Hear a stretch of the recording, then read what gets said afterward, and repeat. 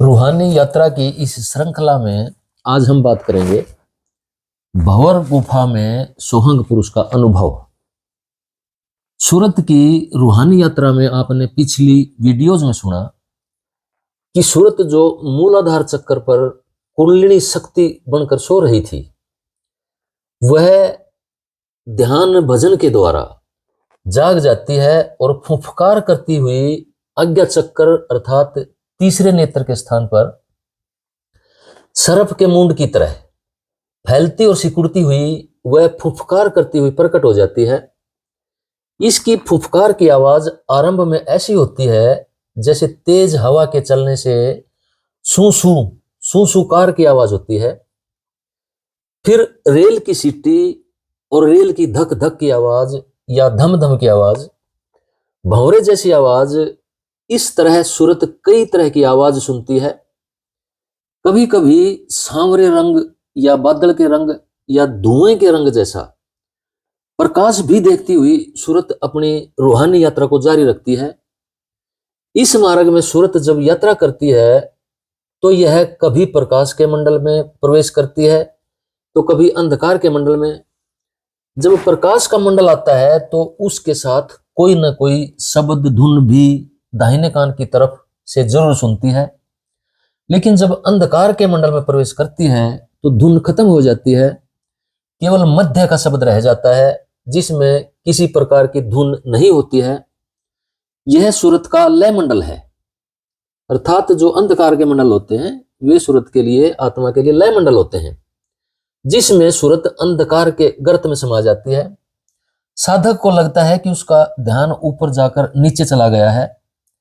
यहां से सूरत को सतगुरु प्रेम, विरह और सुमरण ही उभार सकते हैं। यदि मन में थोड़ी सी भी भटकन है या सतगुरु के अतिरिक्त किसी भी दूसरे इष्ट का ख्याल है, चाहे वह दादा गुरु या आदि गुरु का भी ख्याल है, तो भी इस अंधकार के गर्त से नहीं निकल पाती है। केवल समय का सतगुरु और पूर्ण व शब्द भेदी सतगुरु ही उसे इस डरावने अंधकार से निकाल सकता है। साधक को सतगुरु को ही भगवान समझना होता है। यदि सतगुरु के अतिरिक्त वह किसी दूसरे भगवान को मानता है तो भी वह द्वैतवाद का शिकार रहता है और दुई में फंसा हुआ व्यक्ति इस प्रकार है जैसे दो घोड़ों पर सवार व्यक्ति। सतगुरु ही परमात्मा रूप होते हैं जिनके अंदर हर समय सतपुरुष की धार लगातार बहती रहती है। और जब साधक सतगुरु से प्रेम करता हुआ उसी का रूप बन जाता है और उसी में समा जाता है तो वही धार शिष्य के अंदर भी प्रवेश करने लगती है। इसीलिए शास्त्र कहता है गुरु ब्रह्मा गुरु विष्णु गुरुदेव महेश्वर है, गुरु साक्षात परब्रह्म तस्मै श्री गुरुवे नमः। इसलिए सतगुरु ही धरती पर सतपुरुष का प्रतिनिधि होता है, जो स्थूल रूप में रहता हुआ सतपुरुष के महाप्रकाशवान और महाचेतन अस्तित्व के साथ जुड़ा रहता है और सतपुरुष का जिंदा यंत्र बनकर हमारे बीच में मौजूद रहता है। उनके अंदर सचखंड की रूहानी ताकत का शब्द हर समय धुनकारे मारता रहता है। शब्द ही ऐसी ताकत है जो हर मंडल में सूरत के साथ रहती है। इसी शब्द से सारी सृष्टि, अंड पिंड ब्रह्मांड की रचना हुई है। हमारे शास्त्र और सूरत शब्द योग कहता है कि यही शब्द अनहद नाद बनकर हर व्यक्ति के अंदर मौजूद रहता है और इसी की धार को पकड़कर हम सतपुरुष का अनुभव कर सकते हैं। बाइबल कहती है कि आरंभ में शब्द था, शब्द खुदा के साथ था, इसी शब्द ने सकल सृष्टि की रचना की। ऐसा कोई स्थान नहीं है जहां शब्द नहीं रहता। मस्तिष्क में विचार घूमते हैं तो भी शब्द होता है। विज्ञान कहता है कि गर्भ में पल रहा बच्चा माता पिता के दिमाग में चल रहे विचारों से उत्पन्न ध्वनि को सुनता रहता है और उन विचारों का प्रभाव बच्चे के शरीर, मन और उसके भावी जीवन पर पड़ता है। कोई भी स्थूल या सूक्ष्म गति शब्द अवश्य प्रकट करती है। गति शब्द विहीन नहीं हो सकती। प्रकाश में गति आती है तो शब्द होता है, और ऐसी कोई जगह नहीं है जहां पर प्रकाश अधिकता या न्यूनता के साथ मौजूद नहीं रहता। अंड पिंड ब्रह्मांड का एक एक भूगोलीय पिंड प्रकाश का ही रूपांतरित स्वरूप है। मिट्टी के छोटे से छोटे कण जिसे केवल सूक्ष्मदर्शी यंत्र से देखा जा सकता हो, यदि ऊर्जा में तब्दील किया जाए तो वह भी प्रकाश की तरंग बनकर प्रकट होता है। महान वैज्ञानिक आइंस्टाइन ने तो वह फार्मूला भी बता दिया है कि पिंड के कितने पदार्थ से कितनी ऊर्जा प्राप्त की जा सकती है, और वह फार्मूला है E is equal to mc²। E का अर्थ है ऊर्जा, M का अर्थ है किसी भी पदार्थ का द्रव्यमान, और C का अर्थ है प्रकाश की गति जो 3 लाख किलोमीटर प्रति सेकंड है। अर्थात पदार्थ के छोटे से छोटे अंश में भी अत्यधिक ऊर्जा समाई रहती है। कहने का अभिप्राय यह है कि सारा दृश्यमान या अदृश्यमान जगत प्रकाश की ही अभिव्यक्ति है, और जहां भी प्रकाश की गति विद्यमान रहेगी वहीं पर शब्द का होना भी अति आवश्यक है। कोई भी गति शब्द विहीन नहीं हो सकती। यही कारण है कि अंधकार और शून्य मंडल का भी अपना शब्द होता है। इसलिए जब सूरत महाशून्य के घोर अंधकार में प्रवेश करती है तो उसे कुछ नजर नहीं आता, केवल एक शब्द की आवाज सुनती है।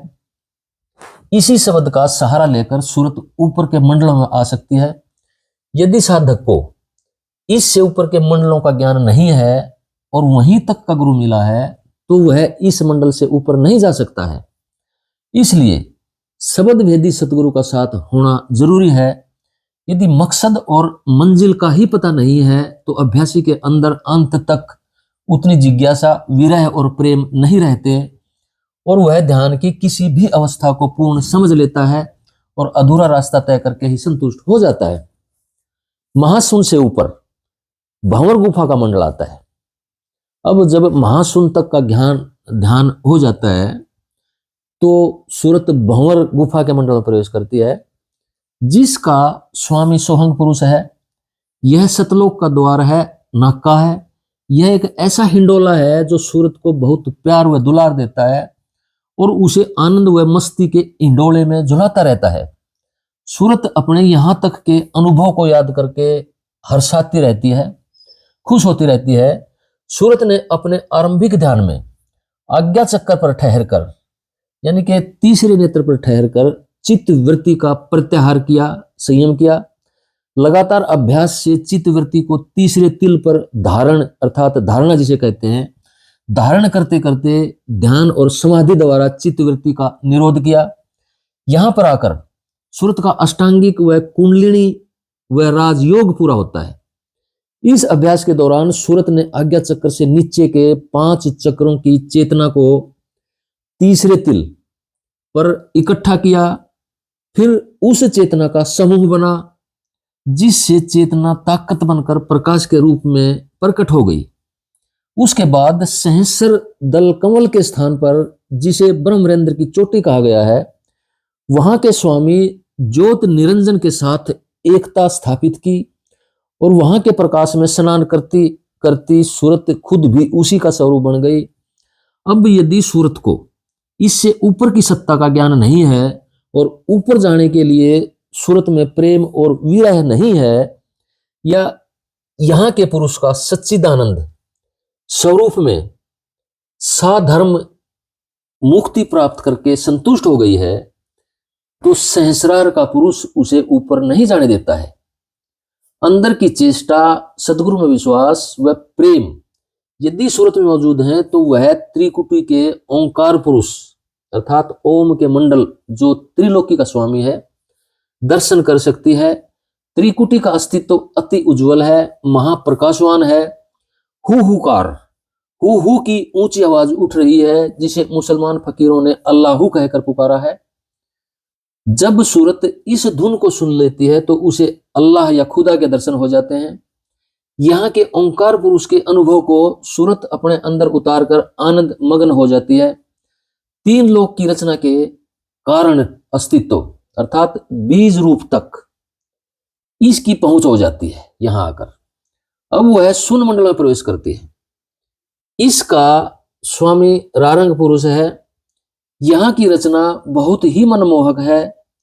इस मंडल का अनुभव सूरत के लिए निराला होता है। यहाँ आकर जड़ चेतन की गांठ अर्थात सूक्ष्म प्रकृति की सूरत के साथ गांठ खुलने लगती है।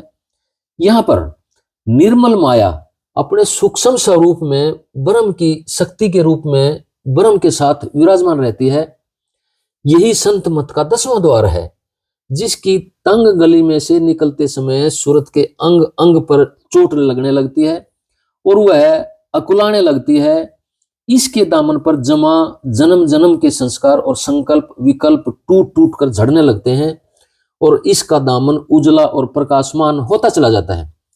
सुन मंडल के स्वामी रारंग पुरुष का महाप्रकाशित उज्जवल स्वरूप और उसका मीठा व मनमोहक संगीत सूरत को अमृत पिलाकर तृप्त कर देता है और सूरत उसके अंचल में समाकर धन्य हो जाती है। लेकिन सूरत अपना मकसद याद करती हुई, नीचे के मंडलों का अनुभव अपने अंदर संचित करती हुई और नीचे की प्रकृति अर्थात इंद्रियों और मन की चेतना का रूपांतरण करती हुई शब्द स्वरूपी सतगुरु की गोद में बैठकर सभी मंडलों को छोड़ती हुई महाशून्य के मंडल में आ जाती है। महाशून्य में सूरत का पड़ाव बहुत लंबा होता है।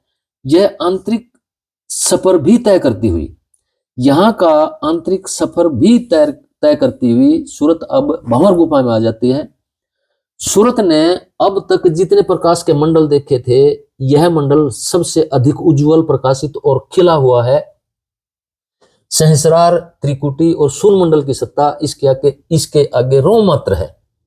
सूरत सोहंग पुरुष का यह स्वरूप देखकर अपने आप को भी भूलने लगती है तथा उसकी भंवर में फंसकर सोहंग पुरुष की भंवर में फंसकर उसी के साथ साथ उसकी गुफा में घूमने लगती है।